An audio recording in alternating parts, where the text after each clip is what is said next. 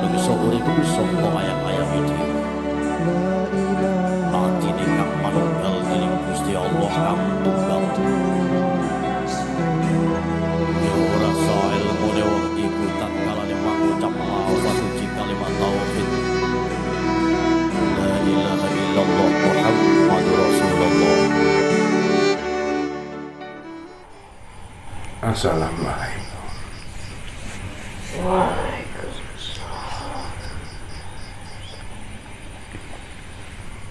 Alhamdulillah. Alhamdulillah. Bertemu kepada Allah, berpisah kepada Allah. Allah ya Allah ya Allah ya Allah ya Allah ya Maha Merajai, Allah yang Maha Merajai, Allah yang Maha Merajai. Aku tunggu atas izin darinya yang merajai seluruh alam beserta penciptaan.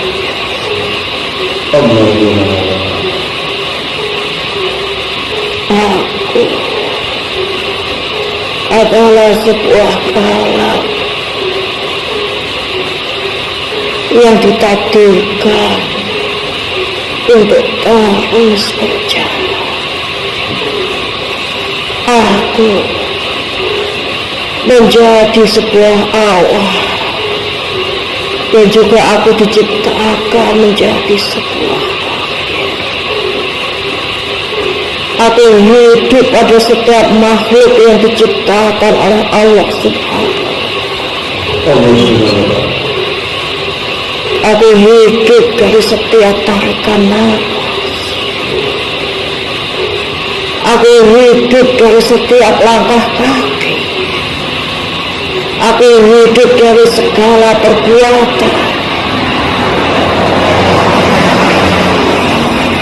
Aku salah satu kalam yang diciptakan oleh Allah Subhanahu wa Ta'ala.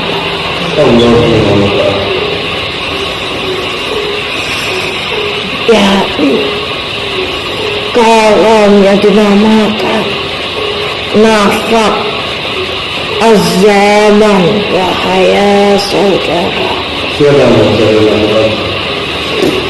nafak az-zaman adalah ia yang berjalan dari awal kehidupan diciptakan hingga sampai akhir. Ia akan menemui dari akhir setiap makhluk yang diciptakan oleh Allah Subhanahu wa Ta'ala. Aku adalah salah satu kalam yang merupakan bagian dari wujud kebesaran Allah Subhanahu wa Ta'ala.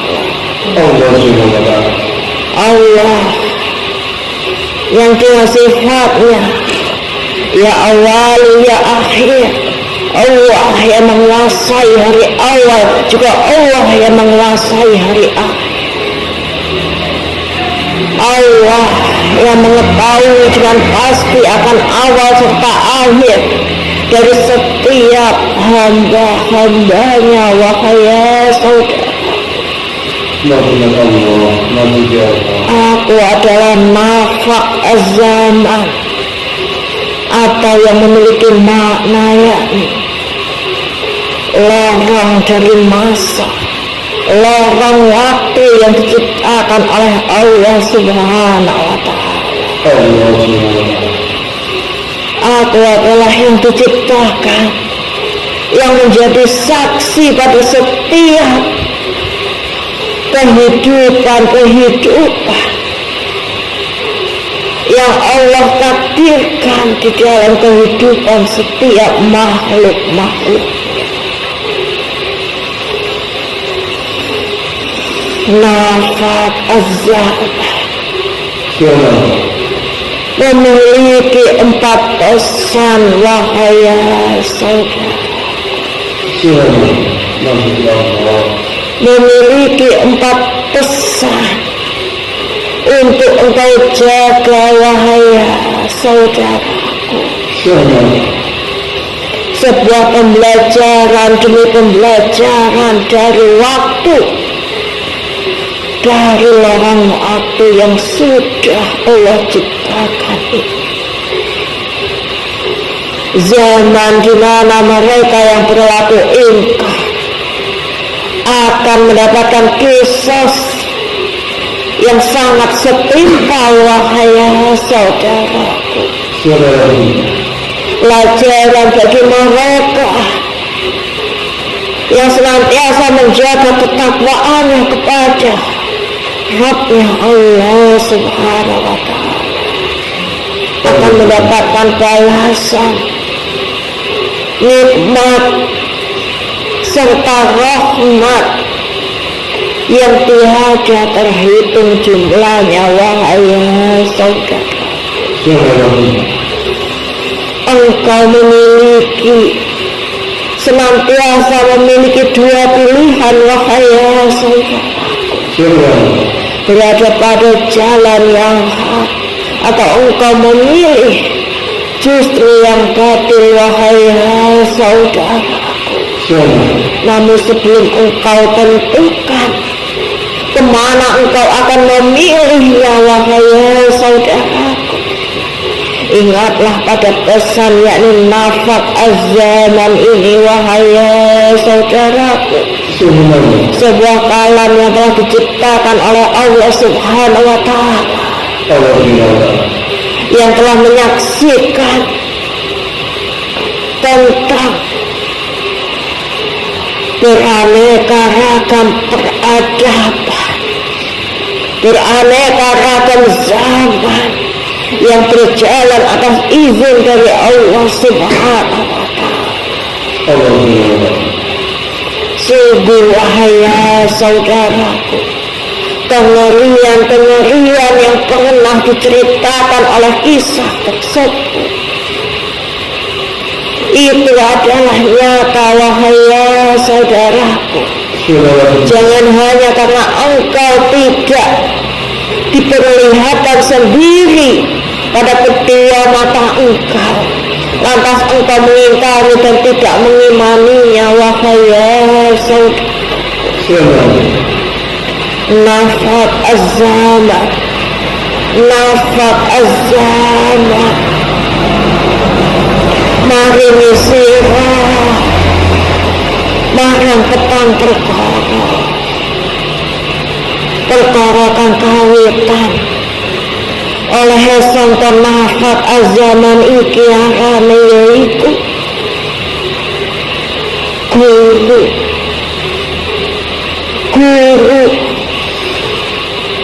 guru pakarete, guru leluhur sira. Awite dina wingi dadine yaiku dina wingi wis kepungkur. Dina saiki kanggo jejeke sira, jejeke sira. Dina meneh kanggo ngrampunke perkara kang wis bakal dadi tinadhire sira. Kepikiran sira amung ana ing dina iki, ngasu marang ananing paterten ana ing dina wingi. Dina esuk jatahe amung sira ngucap marang Bismillahirrahmanirrahim. Dina esuk aja kanthi dilewati marang kepikir kang urung bisa sira jangkahi. Sangka nafat azaman iki wenehi pangeling dumateng sira sedaya. Buri luhur awujuding sira ngerti marang nafat azaman iki nggawa ilmu. Terowonganing wektu iki nggawa ilmu kanggo ning sira. Sing wingi leluput ing dina wingi aja kanthi dibalik-balik. Dina saiki kudu sira bisa ngadeg jejeg kelawan iman kang tumata. Lan dina mengarep meneh sira mung diwenehi sangu yaiku ngucap marang alhamdulillah nalika sira ngrampungi marang tugas sing sira tutut dina wengi. Lan kanggo nawitane sira mung diwenehi sangu yaiku bismillahirrahmanirrahim. Aja dadi pepikiran sira ing dina meneh. Dina meneh ora kena sira agih-agihne. Dina meneh ora isa sira pagih-pagihke. Dina meneh ora bisa sira sengkak-sengkakne. Mangsa iki wis mlaku kanthi tetep. Melaku kelawan ridoning pangeran kang ngolong rajane sing hate yamuk. Rajane sekabehe yaiku hukum rajane mangsa kang diciptakno iki nafat azaman iki. Yen aku diutus mandeg ya aku bakal mandeg. Yen aku diutus mlaku ya aku bakal mlaku. Elinga sira nafat azaman mangsa sing diciptakno kaliyan Gusti Allah iki nggawa kerahasiaan sangkane sipate Gusti Allahu Akbar, Gusti kang maha agung, Gusti kang maha agung bikak marang paningalaning sira, buka marang ing konseling sira. Gusti sing ngrapani marang mangsa sing rajane marang mangsa. Wenehi ilmu. Wenehi ilmu marang sira. Kanthi dadi guru kang luhur kanggo ning sira. Sekabeh sing wis mok lampahi dina wingi dadi bekal kanggo ning sira jangkahe dina iki supaya tansah luwih hati-hati, supaya tansah luwih waspada. Yen sira wis mandhe perkara kang kaping pisan arane guru lini. Kaping pindho diarani yaiku selah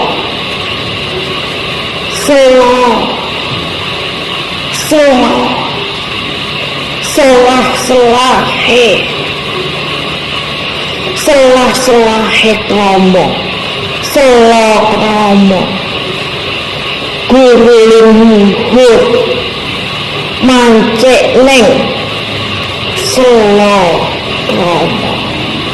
Selah iku selah-selahe krama iku tingkatane ing saben tingkataning waktu yaiku marang sing diarani mangsa awan tumekaning wengi tumekaning esuk kabeh ana salahane.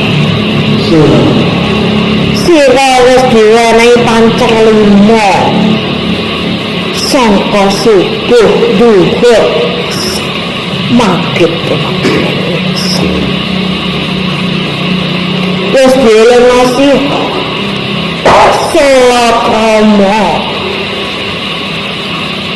selok romo kanggo pangelinge sira dina sing diawi ing Padang bisa tekan peteng dina sing awite Purnama bisa kanthi entek peteng duduk dadi grama dina sing awite jam bisa dadi dina sing awite dina bisa tekan minggu lan kanthi waksa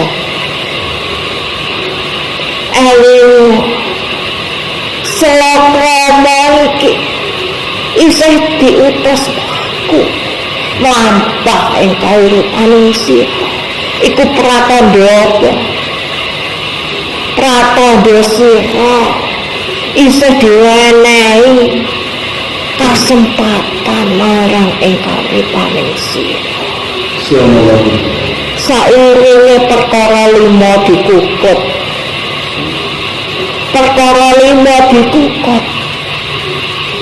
marang perkara 5 yaiku kanomat kekuatan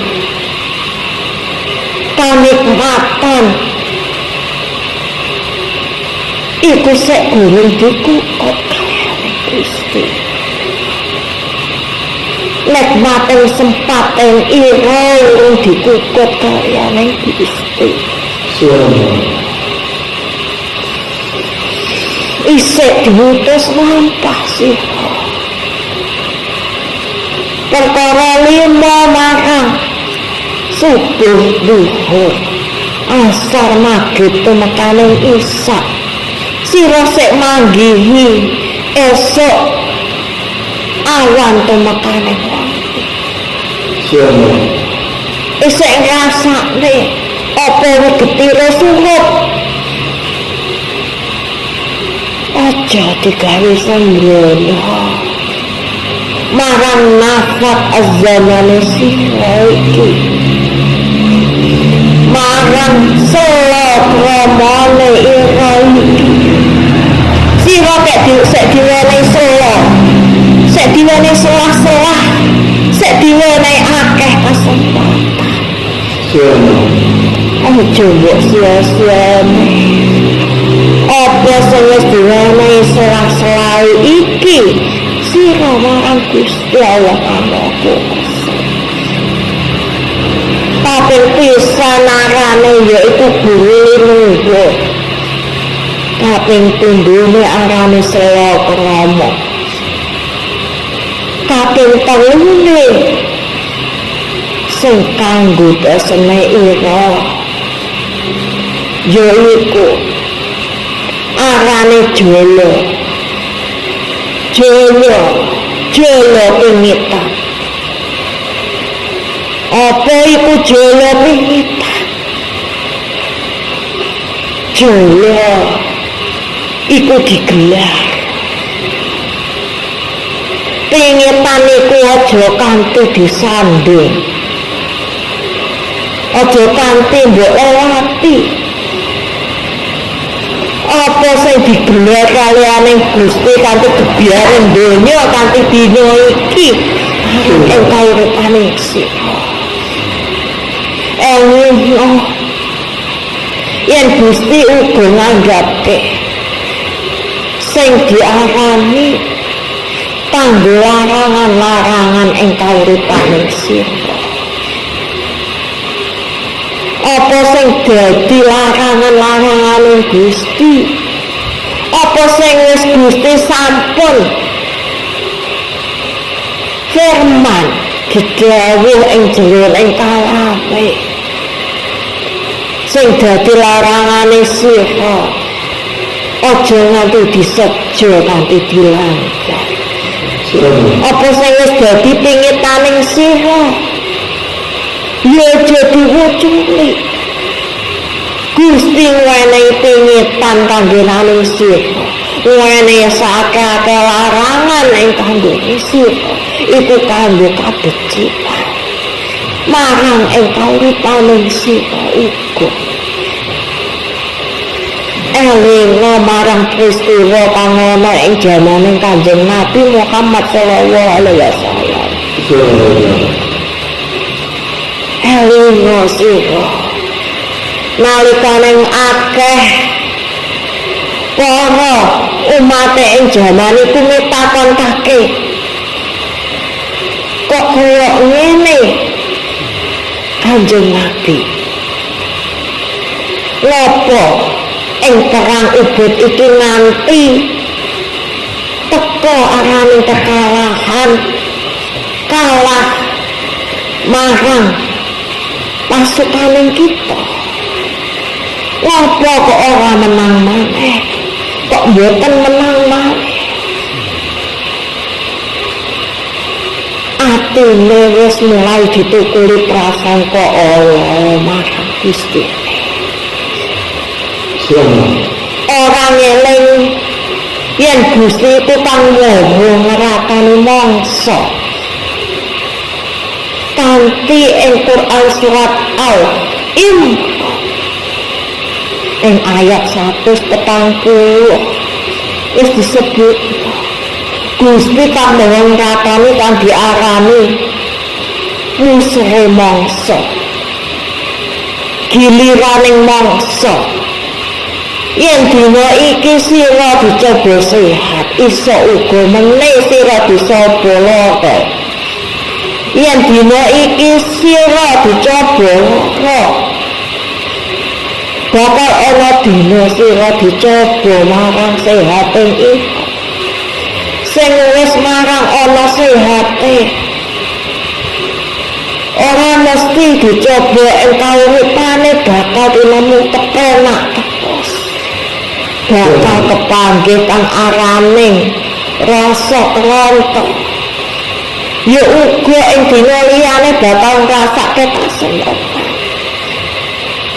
ana dina ira bakal manggihi arane menang apa sing sira perjuangake apa sing sira hajate dikabulne kaliyane Gusti nanging uga ana siji dina sira bakal ngrasake arane kalah amarga hajate sira urung dikabulne kaliyane Gusti kang Maha Kuwasa elinga iku kabeh balekno iku kabeh yen Gusti amung siji-sijine sing nglakoni mangsa ora ana kawula liyane makhluk liyane sing bisa nandingi marang Gusti sing maha ngatoni mangsa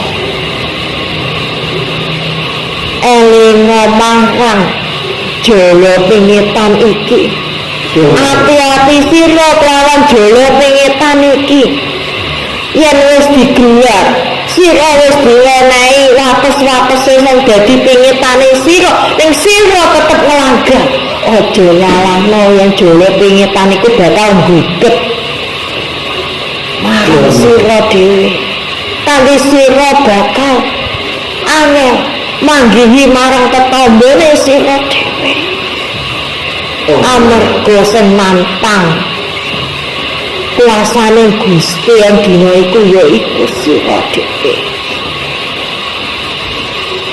perkara sing kaping sepisan arane ya iku gungguling iku kaping tundune salakrama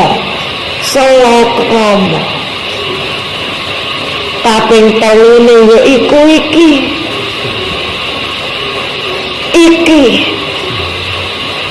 sing luwih abot kanggo ning sira jala pingitan iki godhone gedhe kanggo ning sira lampah ing kabecikan bakal tetep dizalimi, akeh sing bakal lakune zalim marang sira.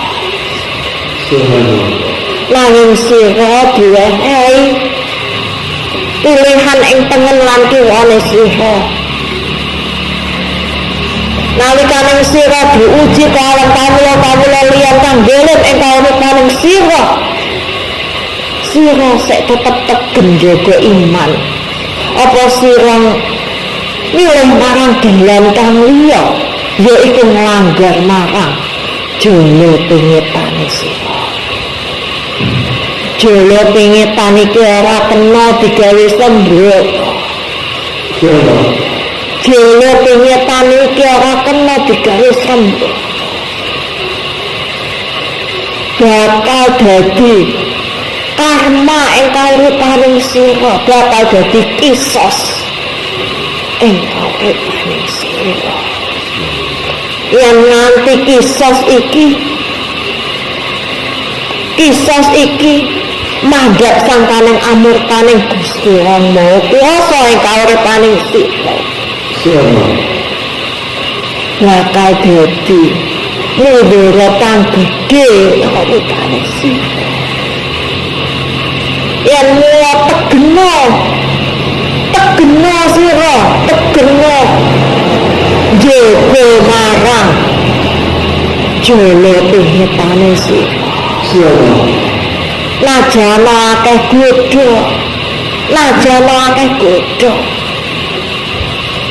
sing biyen sing wis wani mitakon kekuasane Gusti, ngopo ing perang Uhud nganti diwenehi kalah.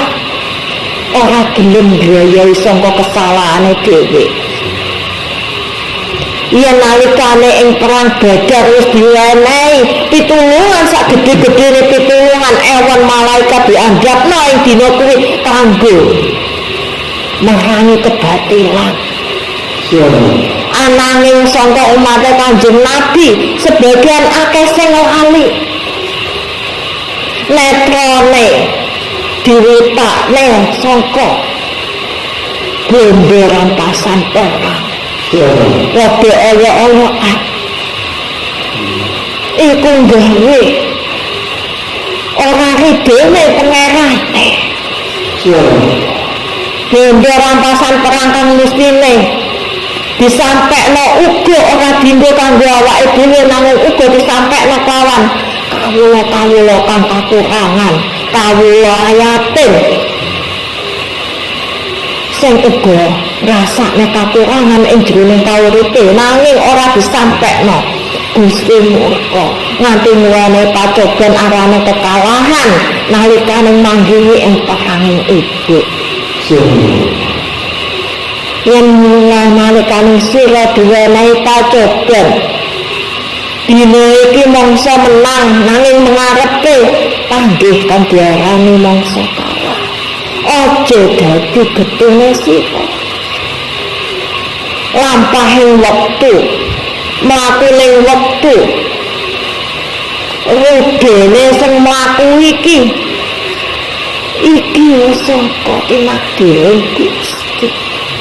Kuwasaning Gusti. Sira mung kawula. Tugase amung jaga kanthi temen kabecikan kang ana marang jroning sira. Ora ngresuni marang sing dadi kuwasane Gusti. Dijaga jala pengetan perkara sing kadung lan perkara sing kaping 4, pesen sing kaping 4 uga kang bakal ngelingno sira lawan rasa sedare ati, lawan rasa sedare pikir, yaiku kang diarani tandang maya. Tandang iku mangkat, tandang iku budal, tandang iku mantep, tandang iku tangguh, tandang iku sanggup sambut ira marang mayang tandana sira marang mayang mayang iku sing wujude begar sing wis dibegarno kaliyan Gusti Kang Maha Kuwasa wis dibegarno sekabeh urusane sira kaliyan Gusti Kang Maha Kuwasa tandang sira lawan apa sing wis dibegarne Gusti aja ndek dadekne tetange sing dinawi iki sing isih mbok rasa ana kurange nanging dandana ing dunya iki nalika mayange isih dibegarno kaliyan Gusti tandang maya iki pesen kepapat pesen kaping 4 sing digawa nafat azamat tandang mayang wis dibegarno kaliyan Gusti arep-arep po marang sing begarno kauripaning sira arep-arep po amung marang Gusti sing begarno kauripaning sira aja arep-arep saliyane Gusti amung arep-arep po marang karidane Gusti Maha Kuwasa nalikane sira wis pasrah marang tandang mayange ira nalikane sira diwenehi seneng tetep alhamdulillah nalikane diwenehi lara uga tetep alhamdulillah nalikane diwenehi kasempitan tetep alhamdulillah amarga eling marang tandang mayange tandang mayange ira isih dibegar tandang mayange ira isih dibegar tandang pangiyo aja diakeh-akeh sira ngahamke kawan paningalane sira aja diwutakake karo akeh kasenengan nganti bakal ndadekno kalumputan kanthi bakal ngundang marang amurtane Gusti Maha Kuwasa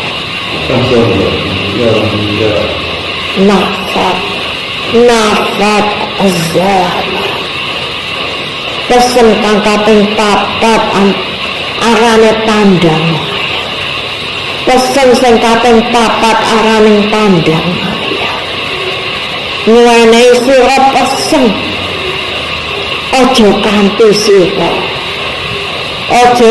sira ngejokake arane pitunjuk kok ijoke kaliyan anane kasesatan aja ijoke sing diarani pitunjuk nalikane sira pun pikantuk ilmu kageleran ilmu pangerten kang sejati nanging sira ijokake amarga sira pas kon kadelehan nafsu ing jero atine sira nganti sira tega ngejokake araning pitunjuk dijoke ya iku karo kasesatan kae sisih kiraning sira arane setan lan iblis bakal tetep budhe saben wayah budhe saben wektu nanging ati sing kegantungan iman lan uga nalika sedare sira ati sedare pikir kaliyan marang pesen papat sing digawa nafat al-zaman iki saurunge sira milih dalan ngendi sing arep sira lampahi elinga marang pesen papat kuwi elinga marang pesen papat kuwi yaiku guru iluhu si salakromo jelo binita lan uga tandang maya muga pesan-pesan punika dados bekal kabecikan jroning kauripan sira ilmu kang manfaat dumateng sira. Wassalamualaikum warahmatullahi wabarakatuh.